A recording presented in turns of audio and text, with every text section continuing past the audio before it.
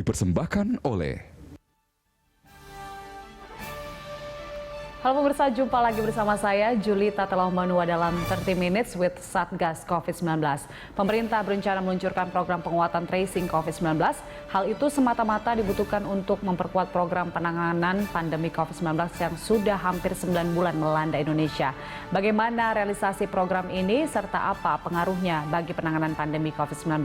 Kita akan membahasnya lebih dalam dan pemirsa, inilah 30 Minutes with Satgas COVID-19 selengkapnya.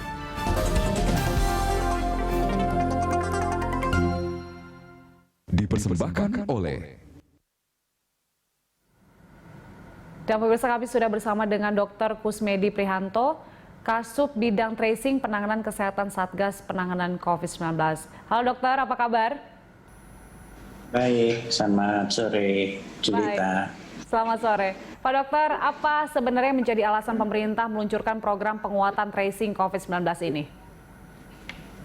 Iya, terima kasih. Jadi memang pada dasarnya seharusnya kita lebih ke arah preventif, promotif daripada kita ke arah kuratif. Sehingga tracking adalah salah satu kondisi di mana kita akan memutus tali rantai penularan dan menemukan pasien lebih dini sehingga pengobatannya jauh lebih mudah dan lebih efisien terhadap biaya dan kesembuhannya pun akan maksimal. Baik, bagaimana nanti implementasinya, Pak Dokter? Ada 10 provinsi terpilih saat ini yang menjadi prioritas dari kita. Ada 51 kabupaten kota dan 1.612 puskesmas yang akan kita jadikan tempat tracking dengan masif. Kita menggunakan 8.060 petugas tracking dan 102 orang data manager untuk menginput data yang didapatkan. Kenapa memilih 10 provinsi ini, Pak Dokter? Saat ini memang dari angka kejadiannya mereka menunjukkan angka yang lebih tinggi, maka kita juga melakukan penilaian tersebut. Selain memang ada beberapa daerah yang kita juga coba, misalnya daerah-daerah yang berhubungan dengan akan diadakannya pemilu dan sebagainya. Kemudian ada beberapa daerah-daerah seperti Bali merupakan daerah tujuan para wisata, sehingga kita harus bisa memastikan Bali itu menjadi aman dan wisata mau datang ke Bali. Oke, apa perbedaan proses tracking yang dalam program penguatan ini dengan proses tracking yang pada umumnya yang sebelumnya telah dilaksanakan? Iya, jadi Kementerian Kesehatan memang sudah membuat petunjuk di dalam penanganan COVID ini, termasuk petunjuk tracking yang ada di dalam revisi 5. Namun kita tahu bahwa kondisi daerah kita adalah bermacam-macam, sarana, SDM, dan kemampuannya pun berbeda-beda. Sehingga banyak teman-teman di daerah melakukan inovasi agar tracking itu bisa berjalan. Nah, prinsip-prinsip tracking harus mengikuti prinsip epidemiologi. Maka dengan kita bicarakan, kita berikan dari Satgas kualitas, artinya dukungan semaksimal mungkin, baik dukungan SDM, dukungan fasilitas termasuk fasilitas pemeriksaan, kemudian kita dukung mereka dengan finance untuk bisa mereka melakukan fungsi tracking dengan fungsi tracking yang terbaik.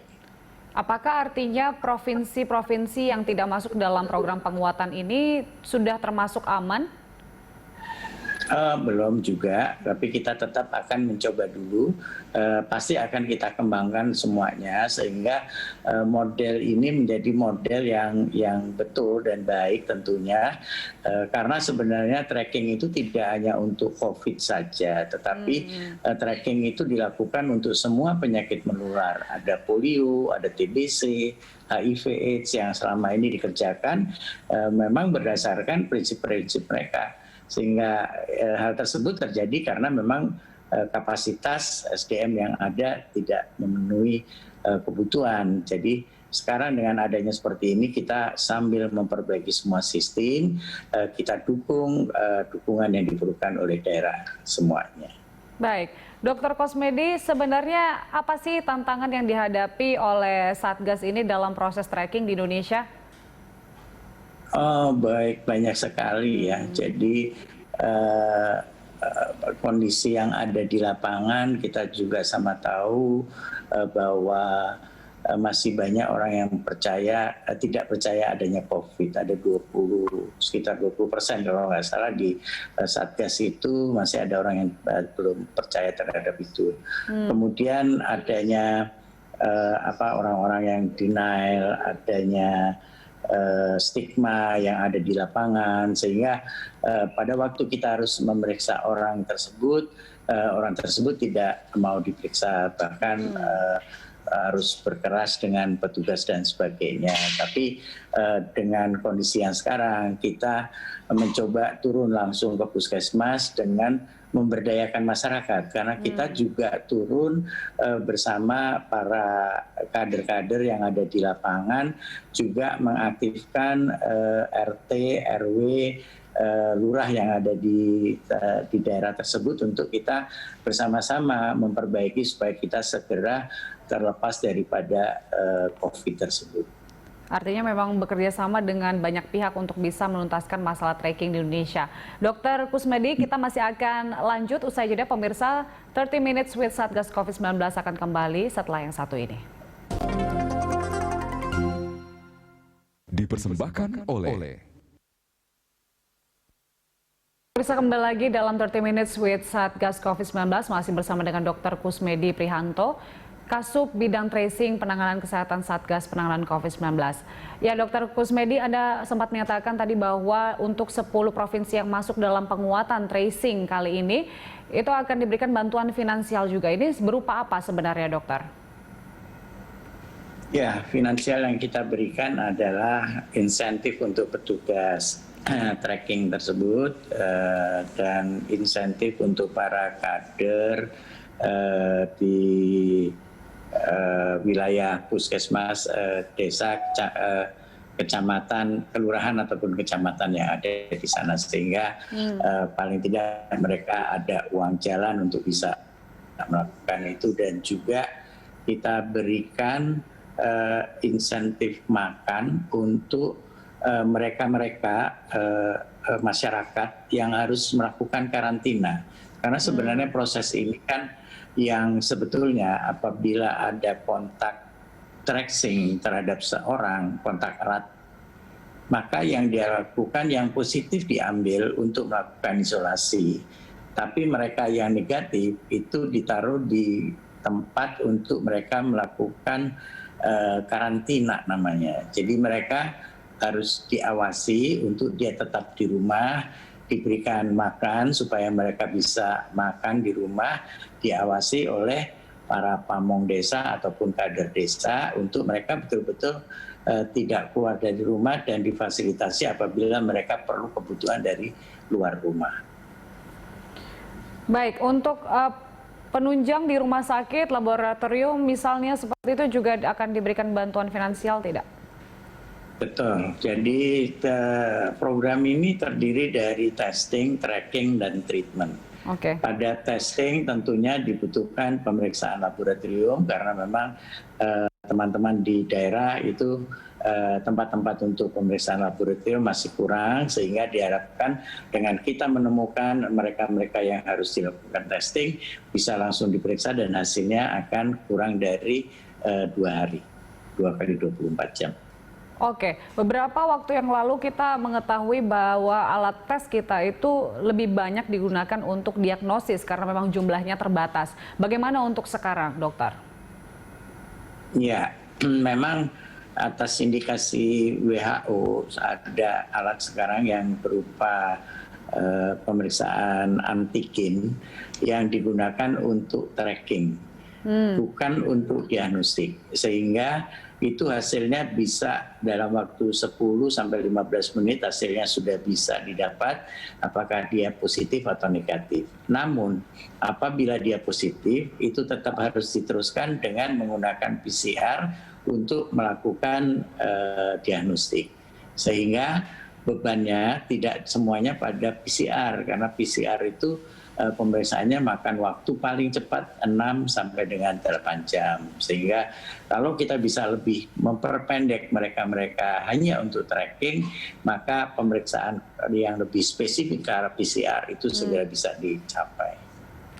Oke, sebenarnya semua upaya telah dilaksanakan ya oleh pemerintah khususnya oleh Satgas, yaitu melengkapi sarana prasarana dan juga sosialisasi juga dilakukan secara maksimal. Tapi dokter, ada nggak cerita di lapangan terkait dengan tracking ini mungkin sesuatu yang sangat sulit atau paling berkesan begitu? Mungkin ada orang yang saking tidak percaya dengan adanya COVID-19 mungkin tidak mau ditesting seperti itu, dokter. Ya, beberapa pengalaman teman-teman di lapangan, misalnya seperti di DKI pada waktu ada klaster pasar itu kadang-kadang seorang penjual bisa tiba-tiba berubah menjadi pembeli sehingga kasihan juga petugas tracker kita sulit untuk menemukan. Makanya tracking itu kan tugasnya seperti seorang detektif, seperti seorang spionase. Sehingga dia memerlukan orang-orang yang mengintai sebagai informan mereka dalam melakukan tracking itu. Jadi dia bisa menemukan orang betul-betul, oh ini orang yang tadi dari luar kota sana tiba-tiba masuk ke sini, kemungkinan dia nih yang membawa virus COVID ini ke daerah sini. Nah itu diperlukan teknik intelijensi yang kuat untuk mereka bisa melakukan itu. Bukan hal yang mudah memang untuk itu. Kalau kebetulan ketemu orang yang enak dengan digital tracer, kita pun juga sedang mengembangkan digital tracer, tetapi kita yakin itu tidak bisa dipakai untuk seluruh Indonesia karena kita kemampuannya berbeda-beda satu dengan yang lain. Kalau di kota Jakarta mungkin dengan digital tracer kita mudah, tetapi manakala kita ke daerah tentunya kemampuan daripada orang-orangnya pun ataupun alat digital yang digunakan belum tentu bisa memadai. Oke, pasar tidak punya digital tracer memang agak sulit, tapi tempat lain misalnya mall atau perkantoran apakah sudah cukup maksimal saat ini? Sedang kita coba, ada beberapa teman mencoba dengan QR. Pada prinsipnya kita membuka, kita mempermudah semuanya. Yang jelas kami tidak mau membuat program-program baru yang nanti menyulitkan teman-teman di lapangan. Tetapi kita menggunakan program yang sudah ada, kita maksimalkan agar semuanya bisa digunakan secara maksimal, termasuk bagaimana data itu didapat secara valid. Karena kita melakukan tracking tersebut, hasil daripada tracking, data-data yang didapat dari tracking itu kita pakai untuk mengambil kebijakan-kebijakan lebih lanjut. Kalau data-data itu tidak valid, maka kebijakan-kebijakan yang akan dijalankan tentunya juga tidak valid. Makanya perlu kesadaran secara bersama, bantuan tidak bisa kami petugas kesehatan menyelesaikan sendiri semua ini, tetapi kita harus bekerja sama mulai dari tingkat RT, RW, lurah, camat, dan seluruh instansi yang ada untuk bisa menyelesaikan. Salah satu contoh misalnya di DKI, di perkantoran swasta itu banyak sekali yang menutup-nutupi hal tersebut. Sehingga kadang-kadang teman-teman kasihan untuk mengejar itu tidak ada keterbukaan.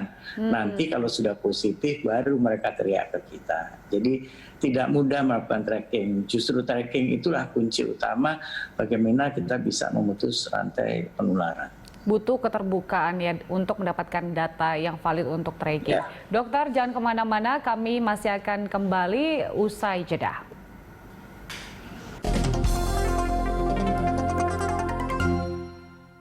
Dipersembahkan oleh Ya, pemirsa masih bersama kami dalam 30 Minutes with Satgas COVID-19, masih bersama dengan Dr. Kusmedi. Dr. Kusmedi, kabarnya program ini membutuhkan banyak sekali relawan, betul ya, Dok? Ya, Bagaimana kesiapannya? cukup banyak, sampai 8.060 kalau kita hitung, karena satu puskesmas itu ada 5 petugas tracer, kemudian ada 3 relawan yang ada di desa atau kelurahan atau di RT RW atau kelurahan, kemudian ada petugas data manager yang harus menginput data dan menganalisa data tersebut. Memang tidak mudah ternyata mencari petugas tracer sebanyak itu. Sampai sekarang kita masih tetap melakukan rekrutmen, baru sekitar hampir 6.000 yang sudah mulai bekerja selama 3-4 hari ini. Moga-moga hasilnya akan bisa maksimal dan segala model sudah kita sosialisasikan kepada mereka, dan kita memang mempunyai saluran elektronik menggunakan Telegram, jadi mereka yang di lapangan kita monitor dari Satgas Pusat. Apabila mereka ada kesulitan, ada pertanyaan atau dukungan, kita langsung bisa memberikan bimbingan melalui digital tersebut. Jadi kalau perlu misalnya ada masalah di daerah, kita pun bisa minta tolong teman-teman di dinas kesehatan setempat, atau mungkin pada kondisi yang lain misalnya kepada bupatinya atau apa dan sebagainya, untuk bisa mendukung hal-hal tersebut. Paling tidak model ini kita akan coba perdalam terus sampai betul-betul COVID itu bisa teratasi atau melamban penularannya, sehingga kita akan lebih mudah dalam menanganinya. Dokter, kenapa sulit untuk mendapatkan relawan? Apa saja kualifikasinya? Kualifikasinya paling tidak mereka pendidikannya D3 sampai dengan S1, mereka yang mengenal tentang epidemiologi, demikian juga mereka yang di data manajemen itu mereka minimal S1, S2, karena dia harus bisa melakukan analisa. Tadi yang saya sampaikan bahwa kalau data itu nanti di-input semaunya, akan menjadi sebuah kesalahan buat kita tentunya dalam mengambil kebijakan. Kita tahu bahwa kalau data yang masuk itu sampah, maka keluarnya pun akan sampah. Jadi kita betul-betul selektif untuk melakukan, tidak terburu-buru.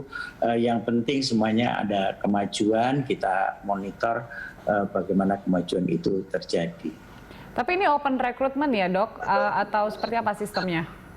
Open recruitment, yang melakukan rekrut juga bukan kami dari Satgas Pusat, tapi kita serahkan semua kepada puskesmas, karena mereka yang tahu keseharian orang-orang itu, dan mereka akan mudah membimbing. Mereka biasanya kita gunakan mereka-mereka yang bertempat tinggal di daerah tersebut, sehingga tidak menjadi masalah untuk transportasi ataupun untuk tempat tinggal. Oke, nanti ketika sudah direkrut begitu, dijelaskan juga ya sistem kerja dari relawan ini seperti apa begitu, Dok? Oh ya, kita lakukan sosialisasi melalui Zoom juga. Kita juga kirimkan digital message kepada mereka semua, bagaimana melakukan tracing, bagaimana menghadapi stigma, bagaimana kalau kita masuk pasar, bagaimana masuk ke tempat perkantoran, semua kita berikan semua secara digital, sehingga mereka tidak perlu harus menyia-nyiakan waktu untuk duduk di depan komputernya untuk berbicara, tapi manakala mereka ada kesempatan kosong, mereka bisa melihat. Apabila mereka tidak bisa mengikutinya atau mereka ada pertanyaan, bisa ditanyakan kepada kita langsung. Di lapangan mereka juga ada pembimbing, di kami juga akan siap menjawab pertanyaan-pertanyaan mereka. Jadi selama ini tidak ada kendala untuk mendapatkan data yang valid dari lapangan ketika melakukan tracing, Dokter? Ya, program ini sudah hampir 1,5 bulan kita perdalam, tetapi betul-betul kita lepas mereka ke lapangan baru minggu kemarin kita mulai. Sekarang sudah mulai kita menggunakan Telegram karena kapasitasnya besar, sehingga pertanyaan-pertanyaan itu disampaikan oleh mereka dan kita bisa menjawab, sehingga teman-teman yang lain yang ada terhubung dalam satu Telegram itu juga bisa saling mengerti tentang apa hal yang diterangkan oleh kita. Baik, tentunya kita harapkan program penguatan tracing ini bisa dilakukan maksimal oleh Satgas COVID-19 sehingga penanganan pandemi di negeri ini juga bisa semakin maksimal. Terima kasih Dr. Kusmedi Prihanto telah bergabung bersama kami sore hari ini, dan pemirsa demikianlah 30 Minutes with Satgas COVID-19, dan kami terus mengajak Anda semua untuk selalu ingat pesan Ibu 3M. Memakai masker, mencuci tangan dengan sabun, selalu menjaga jarak dan menghindari kerumunan. Karena gerakan pesan Ibu 3M adalah vaksin ampuh untuk melawan COVID-19 saat ini. Terima kasih atas perhatian Anda. Saya Julita Telombanua. Sampai jumpa.